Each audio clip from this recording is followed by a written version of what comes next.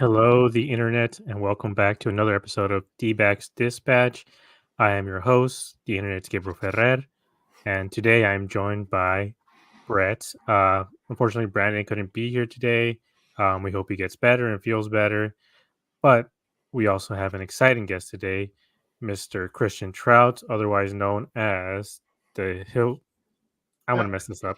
The You're good. Hillsboro Hops Hippidy Hops Guy, yeah. Hippidy Hops Guy, aka Christian Trout. Apparently, no relation to Mike Trout. Nah, maybe a distant cousin, but yeah, it's I definitely don't have the same skill, so I can't say we're related. Yeah, how's it going, Christian? Amazing. So the reason why we have Christian on today is because the Hillsboro Hops, which are a minor league affiliate for the Diamondbacks, they are looking to construct a new stadium, and so far right now they're about 15 million short. Supposedly they're looking to get an extra 8 million, not added to it, but somebody's looking to give him 8 million to go on top of those 15. But what are your thoughts, Christian? It's amazing. This was a big first step in the next step. The Hillsboro Hops were able to secure that 8 million from the city of Hillsboro. It was a unanimous decision by the commissioners. Because of that, the Hillsboro Hops are able to go to the state of Oregon. It'll be in Salem, I believe it's in March, and they're able to take that and ask for another the rest of the 15 million to complete the stadium. With the owners, Mike and Laura, contributing 82, I believe, million of their own personal money to fund the $120 million. They're so close to being able to finish this off, and all they need is this 15 million from the state to be able to do it. All right, that sounds awesome. I mean, I'm glad some owners are putting their money, where their mouth is, because a lot of times with these major league stadiums, they're asking for, 250 million or $500 million stadiums, and they're like, well, I mean, you taxpayers pay for it instead of paying for at least a little portion of it.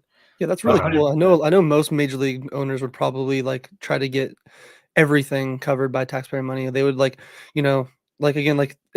it's not like the Hops are out here like, oh, we need a $500 million stadium or complex. Like, they're not asking for much, and the fact that their owners are like, hey, we're gonna front most of the bill ourselves. Like, to me, that seems like that's awesome to know that like an owner of the team wants to stay in the community, isn't just looking at the people and the fans as a way to just pay for what they want. Like, they want to meet halfway in the middle.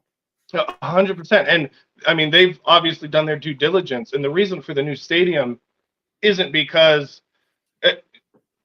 Ron Tonkin is is terrible or whatever, but it's not up to the standards it needs to be for long season high A ball. Just point blank, period.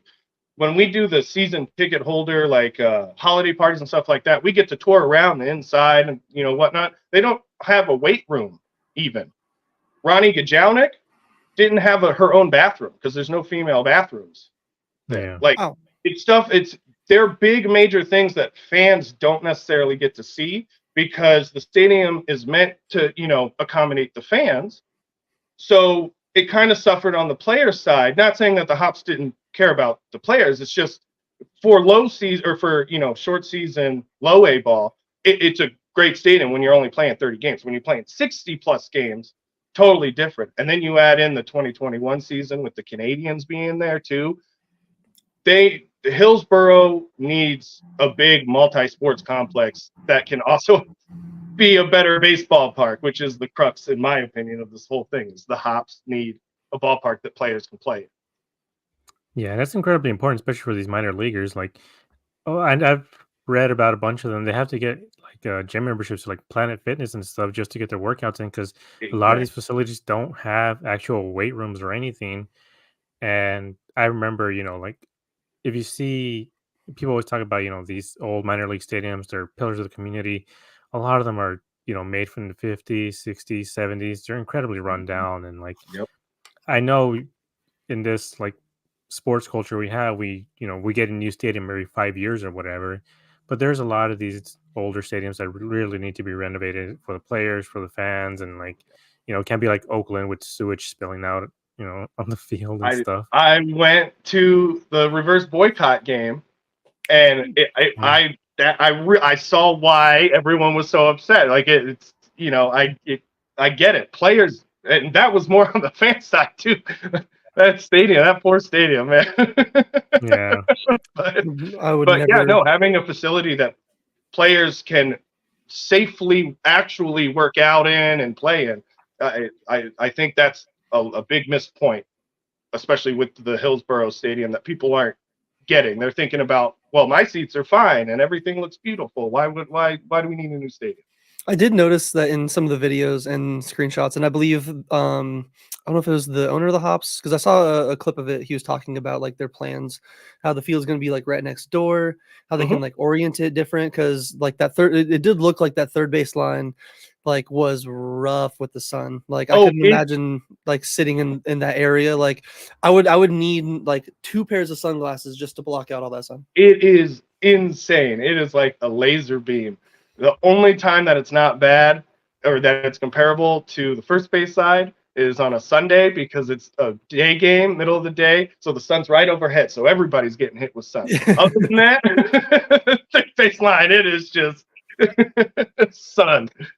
That makes sense. I can see why, because the home dugout's on the first base side for the Hops, right? Okay. Yep. So maybe I guess they probably designed it. They're like, ooh, the visitors can suffer. Yeah, right. That's what they thought. Yeah. All right, Christian. How did you get interested in the hops? So my wife is a travel nurse, and we ended up moving to the Seattle area because during the pandemic, we lost our professional rugby team, and we're big sports fan, and rugby is my first love. So we moved to Seattle for that. We were there for a couple months, and my wife ended up getting a contract in Portland. And we're like, let's go to Portland. Let's figure out what that's like. So we moved down here, and obviously it's 2021, so stuff's opening up, but nothing else is really going on. So I was just looking to see. I haven't been to a minor league baseball game since I was a kid. So I just looked up minor league baseball teams, and I thought the closest one was Eugene, because I hadn't heard of Hillsboro. I was looking for a Portland thing, and I found the Pickles, but that's, collegiate woodbat, not minor league.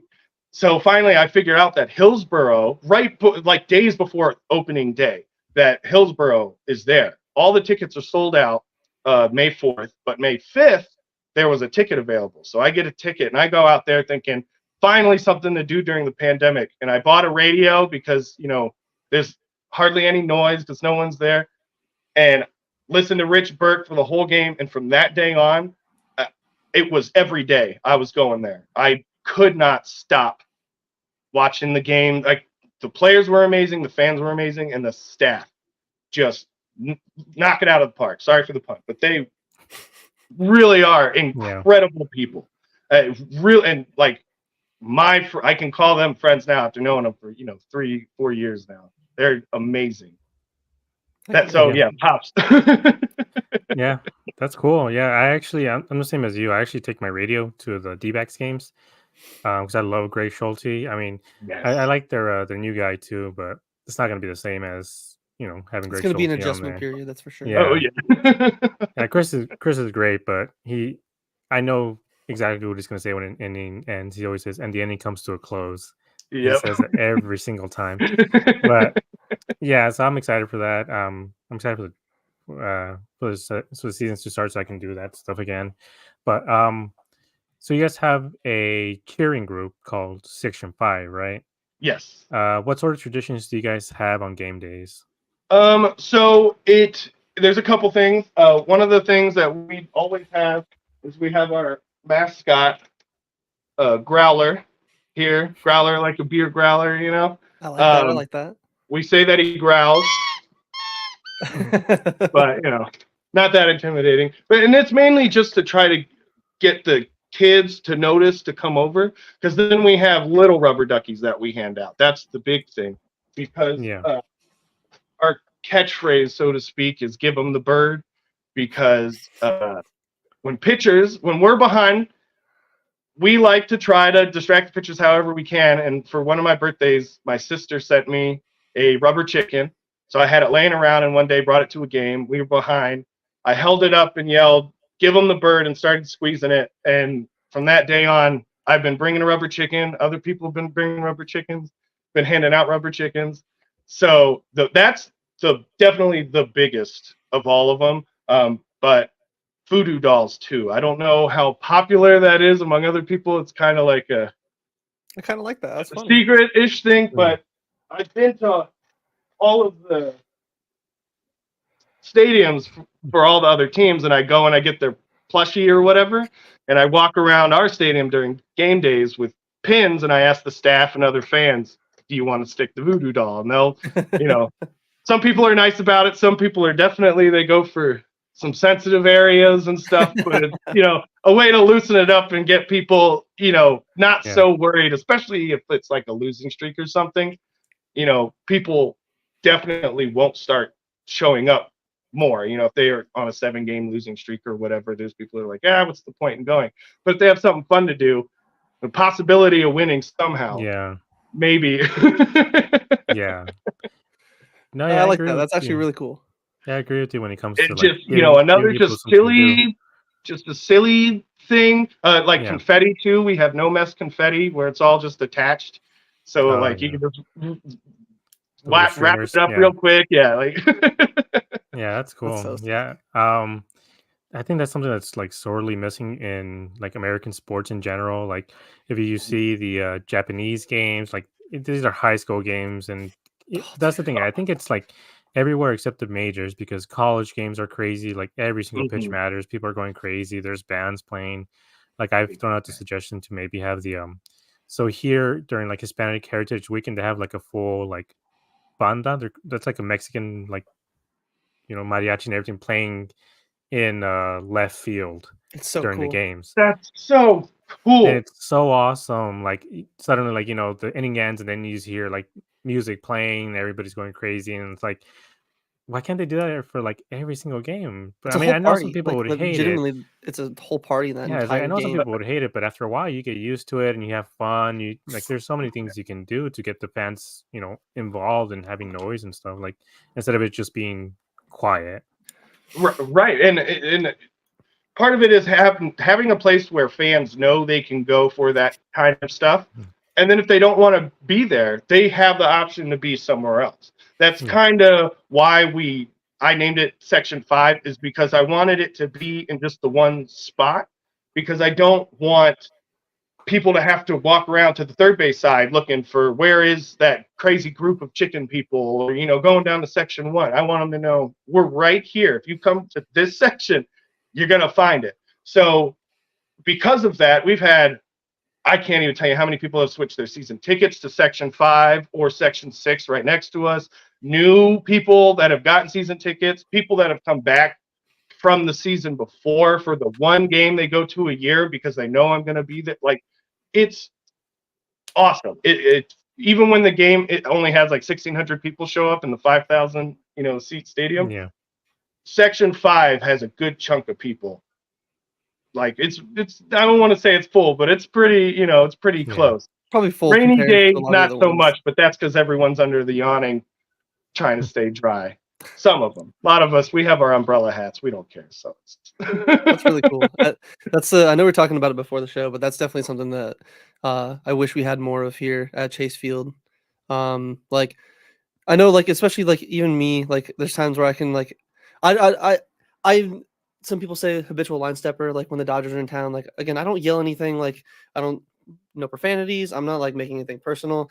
It's just like, dude misses a ball in the gap. Corbin Carroll would have made that play. Like simple things like that. And like for that series against the Dodgers, like I had fans like call to try to get me thrown out by security for just that, for just cheering. So we need something, like we need like that kind of energy. And like I like how you said you keep in one area, because again, there's people that don't enjoy that. Like there's people that want to just go, like again, if you want to go to a game just to not like do anything, you want to just sit there and just like have a relaxing time watching baseball, that's totally fine, and I totally understand.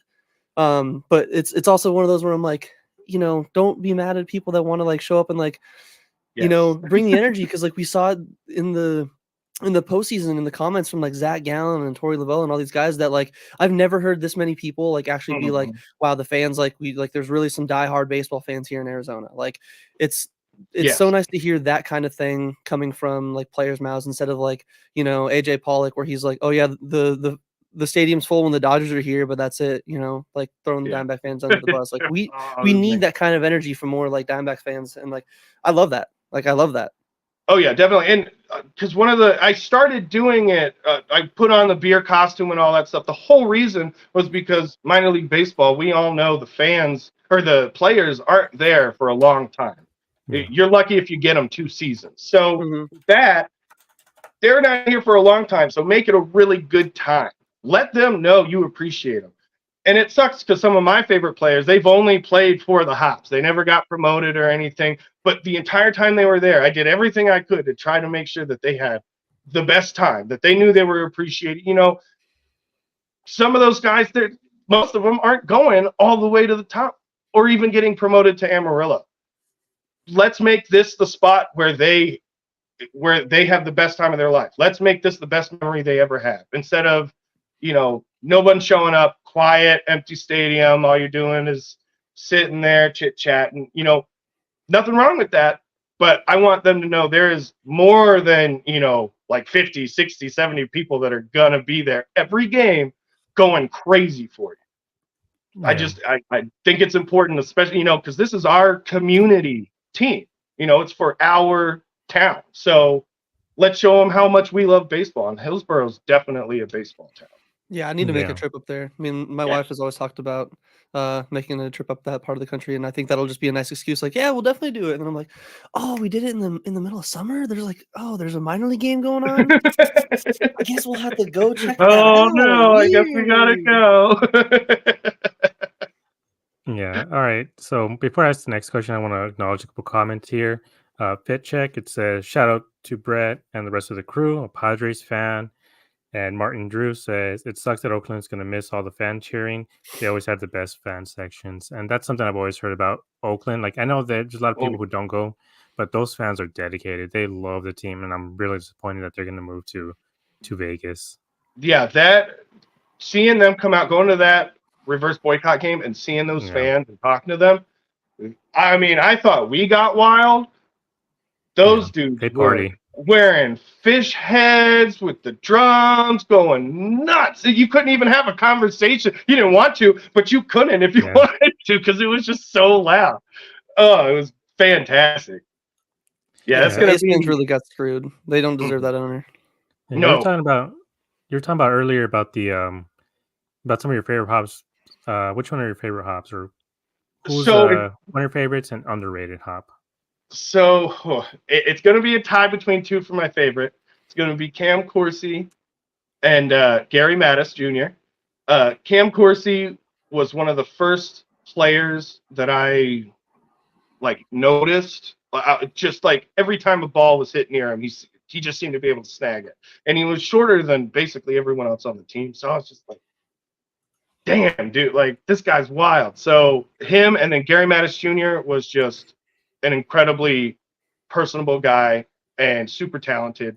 Most underrated is, I'm going to say, Leodani Perez, because he had some of the wildest catches I've ever seen. Like, you know, falling out over the fence, catching the ball, not hitting the ground and coming back with the ball. Like, the dude was crazy athletic. I couldn't believe the stuff he did. I'm going to have to look up some of those highlights on those. Yeah, I just looked up Cam Coursey. He said he retired. Yeah, he retired at the end of last season, I believe it was, or the end of the season before. I mean, I'm sorry. Okay, well, that's unfortunate. Well, what about the promotional giveaways? I know minor league ballparks have the craziest giveaways. Which are your favorite? The Beer Stein is definitely the annual Beer Stein giveaway. You can't beat that. It's every year. I mean, I got all mine and I use them all the time. The one that they did that I thought was super unique was they did a wedding night where you show up in your wedding attire if you want to. And if you do, you get a free bunt cake from Nothing Bunt Cakes, one of their sponsors. Nothing Bunt Cakes is amazing too. Oh, dude. So, and those little ones are incredible. I mean, I look like this. I eat them all. They're amazing.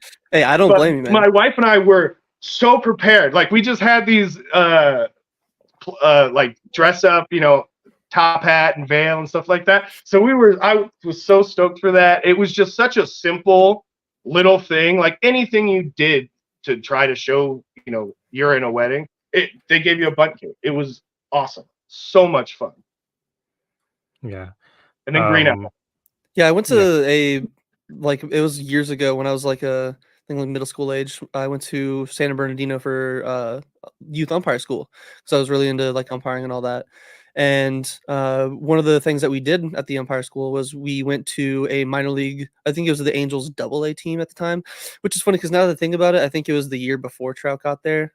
Worst timing ever. I hate it. We went there and it was cool. We got to do like a tour of like the stadium, like, see like the umpires locker rooms, like talk to them and all that.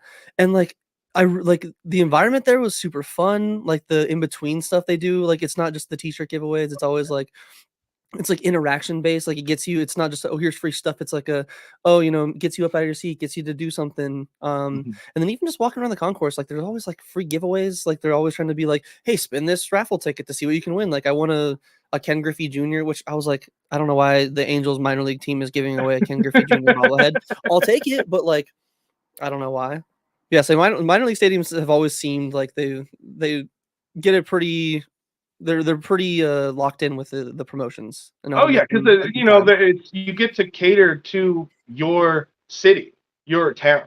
You can make it super specific to them, so it doesn't have to be so generic. You can only get, like I went to a Visalia Rawhides game, and I got a Rawhide jersey that they only had on that giveaway thing, and it's like the only Rawhide thing that I own. But it's even more special because it was, something from them, by them, for their fans specifically, not here's the same giveaway bobblehead or whatever with a different label type of thing, that type of stuff. Yeah, like, we bought 200,000 of these from like, whatever supplier, and now we're just going to give them away 2 years in a row. Put a different sticker on it, we'll be good. Yeah. So what's the baseball culture like in Hillsboro? Since we have obviously all these great players that have gone on to play for the D-backs or, have gone on to have Major League Baseball careers, super dedicated D-backs fans, but we also have the Mariners, only 3 hours away.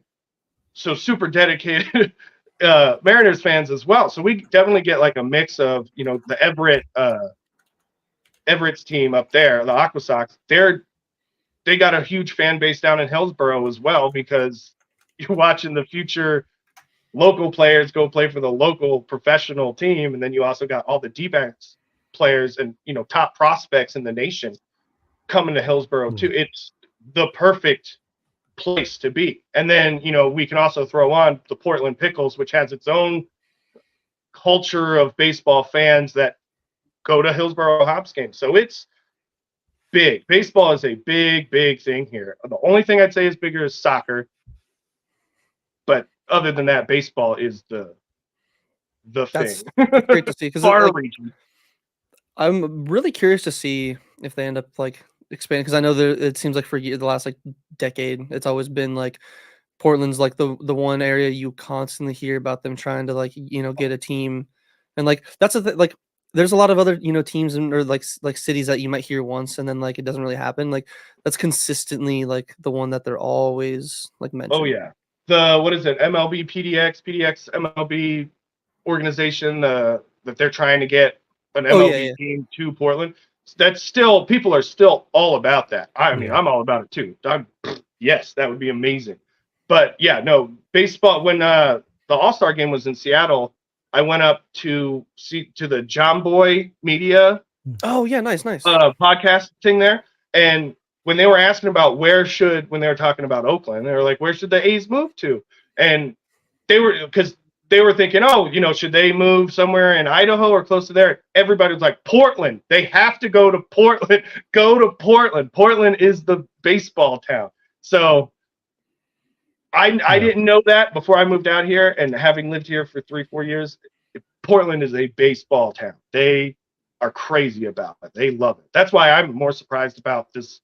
People having anything bad to say about the Hops getting a new stadium. It's like, why wouldn't they? Now you have the Ron Tonkin Field can be used for college playoff games, stadium or state playoff like championship games. Yeah, I really And hope they keep it state of the art quality. It's a quality stadium. It would really Yeah. break my heart if they do kind of like what they do with a lot of other stadiums where they like somewhat demolish it, but then they keep like home plate there and they make it like a small football field. Like Yeah. I really hope they just keep it there because I've heard nothing and but that's great the thing things about. that's promised. So if they got rid of it, the only reason I'd see they do it would be to put a softball field in, but there's no reason for them to do that there. You know, Yeah. they still need a baseball stadium. They still need more baseball stadiums, you know. But yeah. So what are your hopes for the stadium then? So there's a couple things that I'm excited for. Multiple entrances, because when you park in the really far parking lot here, you have to walk. I don't want to say it's a long ways, but it's a little ways to get to the main. It's just the main entrance, and that's the only place that you can go in.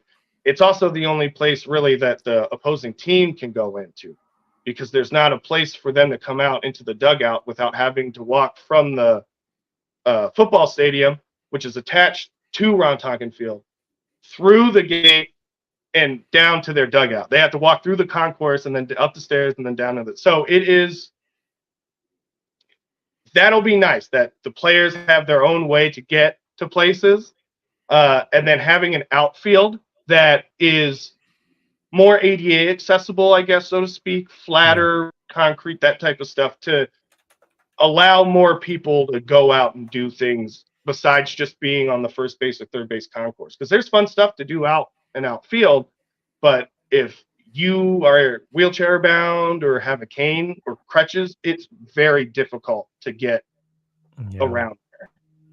Yeah, that's crazy. I mean, I guess it's slightly better than Dodger Stadium, where you have to walk uphill for like 30 minutes to get to the actual stadium or whatever. And, but I anyways, definitely see what you're talking about though, with like hearing about that, like, and then also the fact that there's no like, female bathrooms like already in there. Like, it's crazy. it's kind of crazy that like, because everything I've seen, like you said, like earlier, as an actual baseball viewing experience, it's a beautiful ballpark for fans, but the like infrastructure, like the for the players and then like the staffers, it's not really like up to par with what you'd expect, even like probably a stadium 10 years ago, like let alone just like now in 2024. I wish I had a picture. I wish I would have asked the Hops to send me a picture to show you guys, because they have, their batting cages, which is, I think it's 2 right next to each other, just 2. It's 1 pitching machine. I'm sorry. And then 2 pitching mounds. And then the weight room is right next to it, as in you stand next to the batting cage and you face it, and there's weights right here, and you lift. That's how tight it is. An entire minor league baseball team is literally, my apartment living room is bigger than where they have to work out. And that's the big thing. That's what people aren't seeing, that I wish the Hops would put up, to be like, look, it's not that this place sucks. It's just that it's not adequate for what we need. It's not up to the standards. Yeah. It's so simple in my mind. It's so simple. Plus, like you said, like there's a lot of guys that like, this could be the highest stop that they make, or even if it's not the highest, like it could be like they're here for, year, 2, 3 years, like while they're developing, and like you want to make it comfortable for them. Like we already know like the stuff that minor leaguers have to go through, like financially, living situations, like, having to get like a 1-bedroom apartment split between like 5, 6 players just so they can like afford to eat is insane. So it totally makes sense to be like, hey, you know what, like have it be like a like nice place to be at. You don't want them to like be stressed about like having borderline high school baseball level lifting rooms and like locker rooms and just infrastructure in the ballpark. Like make it an actual like modern area, and it'll make the players happy, which I think, like you said, it'll just be a better experience overall. Right. And because the reward necessarily isn't that they get to play baseball. While that's great and they get to live their dream, there's still people that have things that they need to live, not just comfortably, but I mean just to live. And it was fine up until the Hops got promoted. Now it's time. And they knew that the Hops knew that, and they're ready and were prepared. Now they just it's more people wondering, having that view of the stadium, not being able to see what it's actually like where the players go. and having that assumption that nah, everything's fine. They just want a new baseball stadium. No, yeah, that's Yeah. really good insight because yeah, we always assume that like, oh, they're just spoiled players, blah blah. hmm But then you hear about like these minor leaguers and how Brett was saying, like they go through a lot. Like even like the Diamondbacks still with David Peralta, like they always talk about, oh, he worked at McDonald's and that's how he learned English during the minor leagues. Haha, isn't that like a cute, fun story? I'm like, no, that's horrifying. It's Hey, terrible. He's a major leaguer. Why is he, why is he working at McDonald's half the time? Like Mhm. that's ridiculous to me that they have to go do stuff like that just to, get by and how these guys have like a $20 stipend for the day and like they have to eat Chipotle. Like even there's Mikael Bridges from the Suns, or with the Mhm. Nets now, but how he ate Chipotle every day just because that's kind of all he could eat and everything. It's like, man, I feel for these guys and I hope they're able to get these weight rooms and everything because like they shouldn't have to spend their own money just to do their Mhm. jobs. Yeah. And It's I mean, stupid. anyone that knows baseball knows that those dudes have been at the ballpark since like 9, maybe 11 a.m. They're not getting out until 11 o'clock, midnight, Yeah. maybe. And, having to stay in those, I don't want to say conditions, but there's nowhere else to go. You can't really do anything else. And it's just so cramped. I can't imagine doing that for Yeah. 3, 4, 5 months and, being cool with it, not having some sort of like, all right, come on. Like, we need to get some real, I don't want to cut stuff in Yeah. here. Yeah. We have a question here from Martin Drew, and he says, "Will the Hops new stadium be on the side of the current stadium?" Yes, it'll be literally across the parking lot Okay. from where the like employee parking lot is, which is just right on the first base side. It'll be right across the parking lot. Okay. So people can just go exactly the same place that they're going, park in the same parking spot, and they'll still be at the Yeah. stadium. So yeah, it's super convenient. That's So I awesome. noticed you're wearing a beer jersey. Yeah. Which are your favorite Hops jerseys? Because Uh, honestly, I will say mine isn't a Hops one, but if everyone wants to look at like the Chihuahua That team one's yeah. good. jerseys, absolute favorite jerseys I've ever seen in my life. I'm And the still ones that partial to they're coming calf out fries. with, I'm still partial to the calf fries, man. That one's just so And funny. Cap Price, yeah. dude, yeah, it cracks me up every time I see it. It's so funny. There's actually the Section 5 people in Amarillo that have the Section 5 out there. Yeah, Top Turtles. Tyson, his wife Heidi, and then Jill. They all they're really funny with it. And they do the calf ride jersey stuff. It's hilarious what they do. My favorite one, I actually have it here. It's the 10th anniversary one that they did. Oh, And the that's reason I nice. brought it is because a lot of people don't get to see it up close, but the pinstriping itself is an actual hop vine. Dude, that's Yeah, so cool. And then in the beautiful. lettering, it's it's the logo, the trees and the stuff that's in the logo. So a lot of people, when they saw it at first, they saw it from a distance and they were like, what's so special? You can't even see anything that's going on. And then you get up close, you're like, oh my goodness, the detail in the vines on the pinstriping and then in the lettering with the trees, by far my favorite. I love pinstripes, so I'm stuck with Yeah, pinstripes. I wish the D-backs would go back to some sort of pinstripes. Oh, yes. When they're talking about the new jerseys and all that stuff, I was like, Yeah, oh, maybe I we'll was see hoping a little. the white ones would have had pinstripes or something, but Mhm. I Hey, still 7 like more them a lot. years, we'll get new ones again. Don't Yeah, worry. yeah. We'll just keep pestering them about it. Yeah. See, I was going to say, I really like your D-backs hat too. Oh, The with the mountains in the back. That one's really yeah, I cool. saw it. I was like, it's so perfectly Pacific Northwest and D-backs. Like, I gotta get it. It's just too perfect. All right, Christian. Before we let you go, we want to ask, what are the future plans that you have for Section 5? Obviously trying to see where we are if and when we get the new stadium, how we're gonna manage. Where we're gonna be there. Because the number one question I get is, what if you can't sit in Section 5? Yeah, Maybe we'll rename it. I don't know. That we'll Section see. 5 through 10. Yeah, something like that. But a rubber chicken loyalty card type deal is something I'm planning on doing, where people bring their chickens, to 10 games and they get like a special pin or something like that. And a promo schedule is another one that we want it to be in to line up with what the Hops promo schedule is. And they've released theirs. So now I'm just getting mine kind of put together, figure out what I can do. I got all my giveaway stuff and whatnot right next to me, but got to figure out when I'm going to do it. So like stuff like the Wine and Nine night that they do, where it's the wine night type promotion. We have one thing we like to do is we have pearl necklaces that we hand out.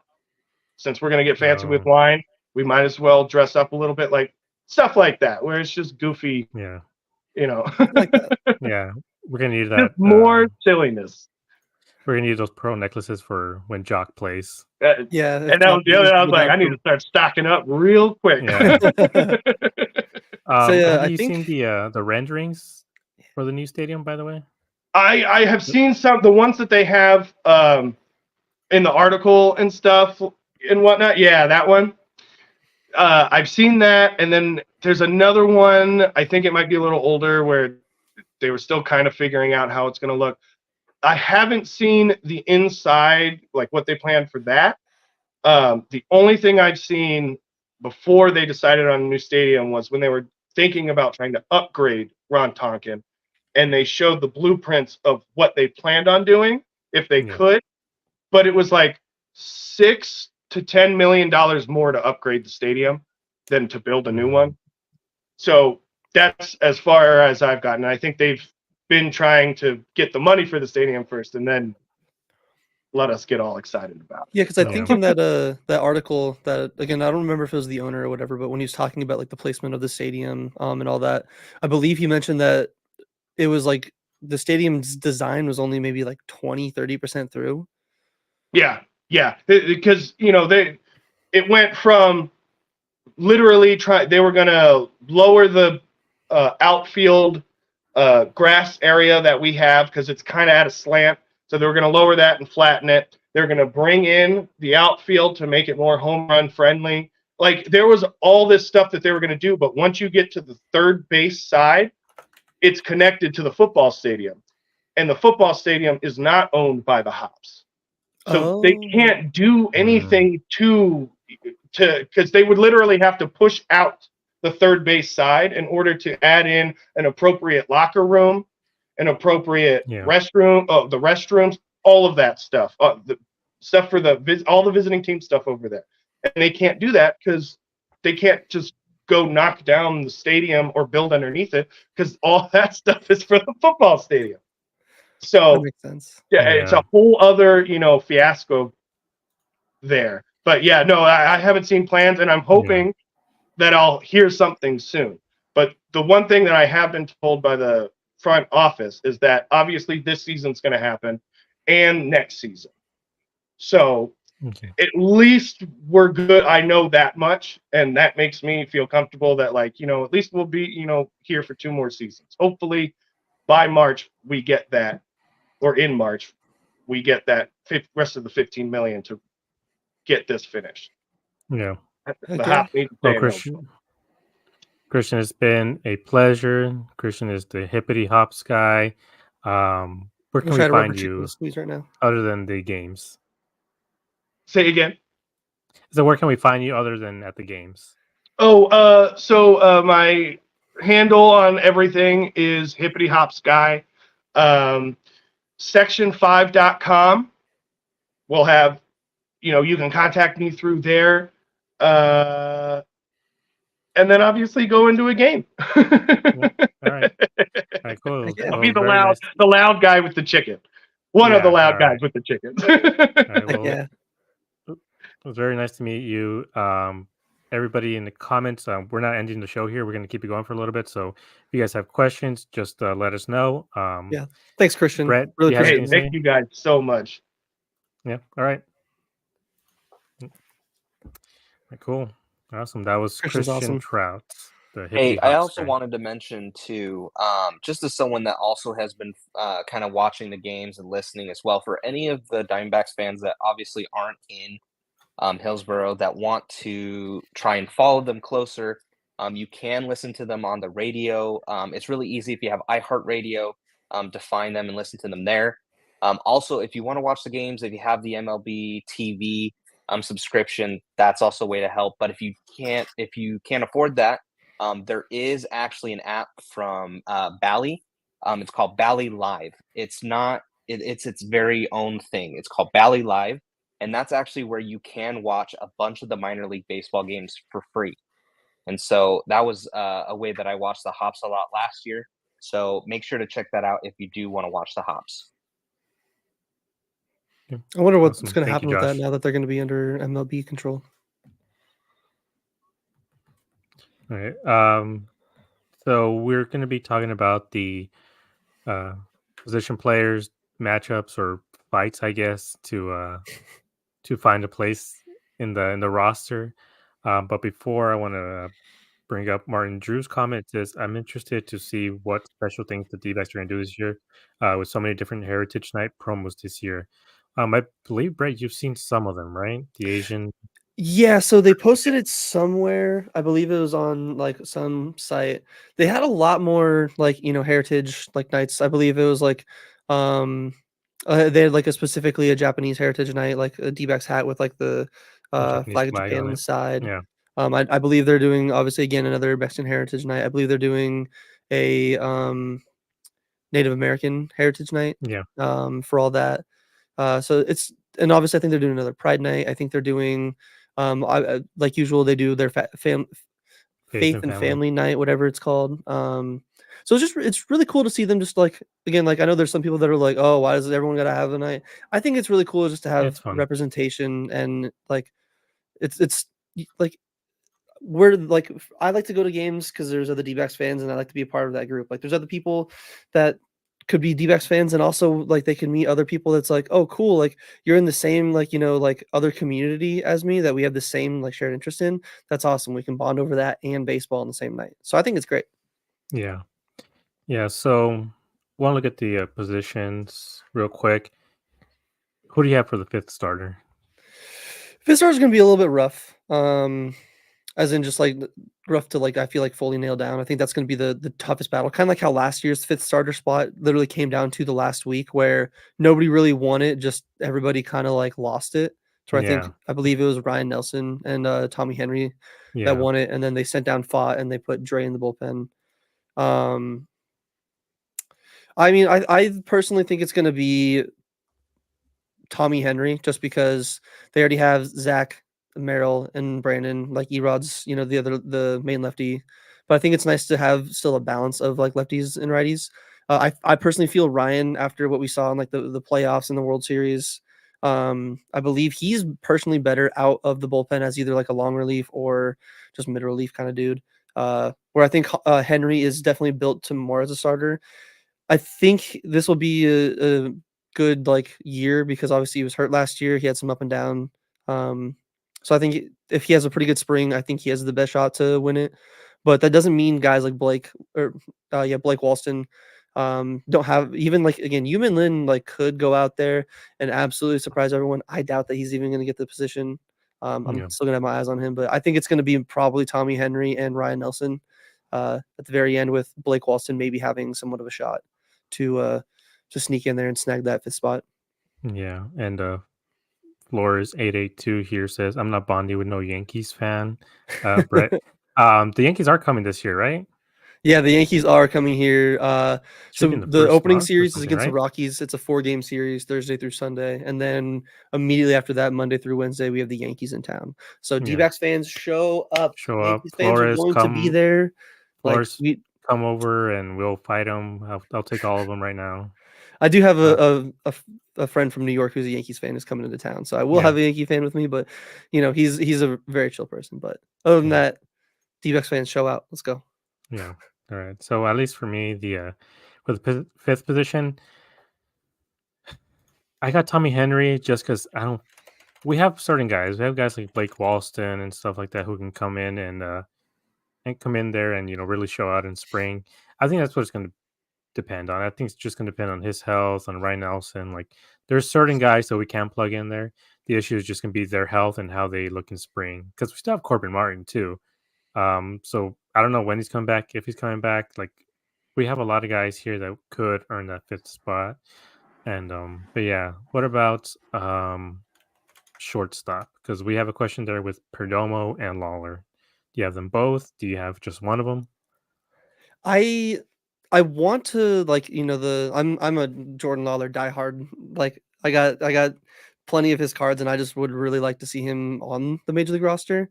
It just I feel like with them bringing in Kevin Newman, um, and then with Lawler having some of the struggles in the MLB when he got caught up last year, plus basically getting like no time in the playoffs because again it's the playoffs, you play your best bats. Yeah, Totally understand it. I personally feel like they're gonna stick with Domo starting day short or opening day shortstop, because obviously the third base position is filled with Gino. Kevin Newman could be the backup for short, second, and third because he plays all three of those. And I believe they're going to keep Lawler back down at AAA just to kind of like let him, you know, not like a. I think he's ready. I personally think he's already yeah, ready, and I think they feel like he's ready, and they're probably telling him that, but they're probably being like, "Hey, we know you're ready. We just we want to give you just that like comfortability and like you get back into the swing of your thing again, like just show us again like you like what you were doing last year, and you're ready to come back up." I just think it's going to be a little bit tougher because I feel like the D-backs have a affinity to keep some of those older veterans. Like I feel like Barnhart and Newman have better shots at some of those backup roles than some of the other guys that are in the system, just because those other guys still have the options and they still have the time they can develop. Where Barnhart and Newman and some of those other 1 year rookie or 1 year minor league contract guys that they bring in, they probably have the 1 foot in the door for that position. yeah. Yeah, actually, I think so too. I think Lawler probably will start off in the minors unless he really shows up this spring. But I actually wanted to tie it into what Martin just commented about it. Is I hear a lot of talk of Hazen get a complimentary guy for Peterson. Who are you guys thinking? We've seen it was posted out on Twitter by Mark Feinsand that they're looking at Randall Grichuk, Tommy Pham, Adam Duvall among other candidates, specifically highlighting Grichuk, who had a 995 OPS versus left-handed pitchers. And I like these options a lot. It just depends on the price. If they want to be, like these sort of, I don't know, just getting halftime, I guess. But I wanted to tie it in specifically to Perdomo because if Lawler shows out this spring and he shows that, like, I'm here, I fixed whatever issue was with my swing, whatever it was, if he's going to be able to bat 270, 280 in the majors and have the power that he has, especially compared to Perdomo, we need him up there. I can't just keep him down. And I love Perdomo and I love seeing him there. Lawler, I think, is still a better shortstop because I saw 100%. the stat that it was like out of 30 something plays that they had, that Lawler had last year, he completed all 30 plays. Not a single runner reached first base when he made the play. So that means he had no errors. He has a long range. Like there's that Cubs series, if you guys go back and watch, there's a lot of plays that he got to. No idea how he got to them. He threw the ball incredibly hard and he still got the outs. And but I want to talk about Perdomo because his left hand, I guess, batting righty against left-handed pitchers, they're not that great just because he had a limited time last year. But I'm looking at his playoff stats, which completely different hitter in the playoffs than he was during the regular season. He showed more power. He was more aggressive. He still took his walks, but completely different guy. And he He didn't batted, take fastballs right down the middle. He would actually yeah, swing at them. he was swinging at them this time. So he batted 292 with 346 on base, and the slugging was very low, but just short, small sample. So that's a 638 OPS. But I'm specifically looking at the average and the on base percentage.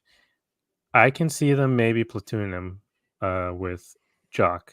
If they're not able to make a contract with these other guys, I can see him being the right-handed bat that goes in when there's a left-handed pitcher. But yeah, so there's him. And what else? There was one more guy we wanted to look at. So we have third.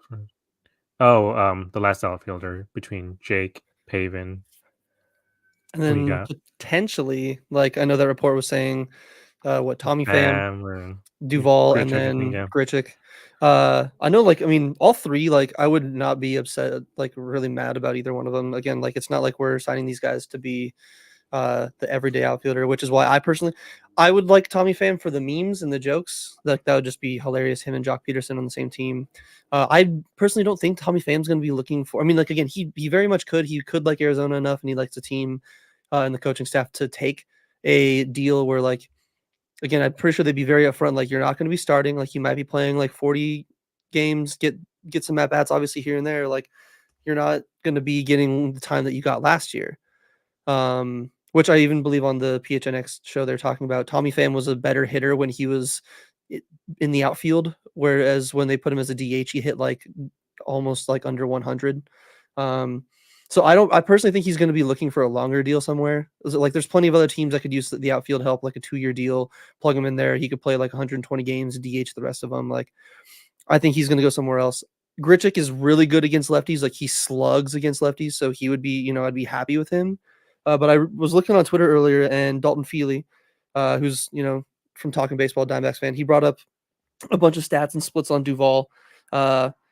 He has the highest, pretty decent pull percentage. He played a lot of games in the outfield, so he can alleviate. Like he played, I think, 70 something, or 56 out of 79 starts in center field last year. So he is a decent option when it comes to fielding. So you don't have to worry about, he's just out here just for the bat. Like, the bat isn't what it is like against lefties versus left-handed pitching, but he's still pretty consistent.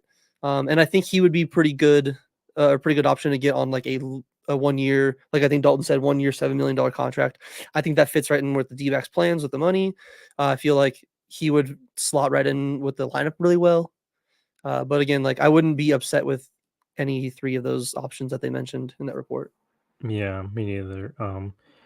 We're gonna run into an issue. We just have too many outfielders because I think Pavin is still listed as an outfielder as well.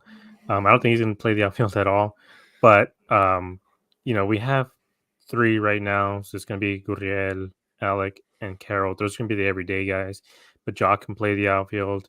We still have Jake. We still have Pavin.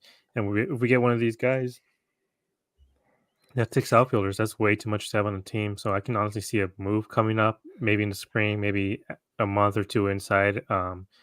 Maybe trade one of these guys for a relief pitcher. Specifically talking about Jake. So because you bring that up, that's exactly like I was cooking in my head a little bit. Like I think because Fuzzy on YouTube kind of brought up, like he was talking about like a guy that I think would be really cool to get like, a shot in, like just on a different team because of the logjam we have. Package Jake McCarthy with maybe a guy like Tommy Henry or Ryan Nelson, maybe even Blake Walston, like another like pitching prospect, and then maybe some of the like if they want Blaze out, like I don't want to go like all AAA guys, deplete the farm system too much, but maybe another like decent prospect. See if the Guardians want to throw us Class A. Like again, I don't want to I love Jake McCarthy and I'd love him to be here, but I would rather have him kind of like with Fletcher. I'd rather have him get an opportunity somewhere to actually get playing time and show that he can be a consistent good major league player. And like it sucks when your team trades away somebody good, but when you have it's a good problem to have when you have a log jam like that, where that could bring in another solid piece for the bullpen, could help the Guardians out and giving them a bunch of like major league ready talent. Yeah. All right. Well, that was our show. I want to thank Do we have the everybody. triple play trivia? Oh, do we? Do we got We a little? do have triple play trivia. Let's Okay, go! awesome. Yeah, let me All get that started. 1 second. Where are you? There we go.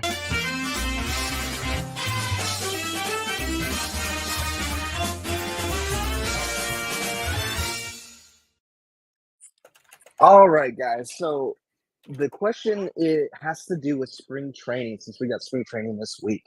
And so just to let you know, it can be more than one answer. And so the background on this question is that there was a player, a pitcher, right-handed pitcher, that played for the Toronto Blue Jays in, I believe it was 1988. And so he comes to spring training. He hasn't really batted professionally up until this one point. And so the question that we have here, let me pull it up. What was so unusual about his first at bat? Let me see. All right. I'll have them. he wore his warm-up jacket and asked for specific pitches. Oh, you said we can pick as many as we want, or is it how many? He says it Yes, that's can correct. be It can be as many as you want, or it could be just one. It could be a combination. I'm gonna say he asked for specific pitches, hit left-handed as a right-handed, and he wore his helmet backwards. Because if it's spring, I feel like that man's just gonna go up there full troll. It All was of them? every single one of them. Every single one of them. Wow. Every single one. He did every single one at his first at bat in spring training. So he Wow. came up to bat, and so he had his warm-up jacket on, and the coach told him, "Hey, you need to take that off." So he's like, "Oh, okay." So he went and took it off, and then he finally gets to the batter's box, and the umpire, even though technically it is legal, well, actually no. So he was wearing a left-handed helmet. And so the ear cover wasn't protecting the right ear. So he said, "You got to go back and get the right one." And so he was like, I don't want to go back again. So he flipped his helmet backwards, which technically is allowed. But the umpire said, "No, you can't do that." And so instead of going back to get the helmet, he said, "Okay, screw it. I'm hitting left-handed." So he went to the other side to hit left-handed. And so he's sitting there. He's getting ready for it to, he's getting ready for the pitch and everything. And the catcher notices he's just straight up looking back at his signals. And the catcher's like, "What are you doing?" And the pitcher, his name was Jose, he said, "Well, I want to know what you're pitching." And the catcher's like, obviously he can tell, like, I mean, this guy's not going to be a big hitter. So he's like, "All right, what do you want?" And he's like, "Can you give me a fastball?" And so he throws a fastball. He fouls it off. He's like, "That was a little too fast. Can you have him throw a changeup?" And so both the catcher and the umpire just started laughing like crazy at it. And I mean, he ended up grounding out and everything, but that was the very unusual at bat that he had during spring training. So Wow. there you go. That's awesome. fantastic. All right, That's thank you. 10 out of 10. I want to give a thanks to everybody in the comments, to Christian, Brett. You have something to plug? Oh yeah, so we talked about it on our last episode, but up on the website ASAP Sports Network, I believe .com, got an article for 5 non-roster invitees from or the D-backs invited to spring training that I have my eye on. Some of them are a little obvious.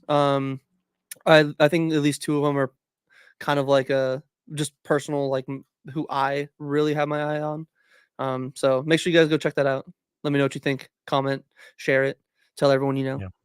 And then make sure to follow us on YouTube, DBAC Dispatch, on Twitter, Instagram, TikTok. We're going to be posting a lot more TikToks, a lot more Instagram polls. I don't know what to put on there. But yeah, especially with spring starting, we're going to be posting a lot more content. So we hope you join us, and we'll see you next time. Bye. We'll be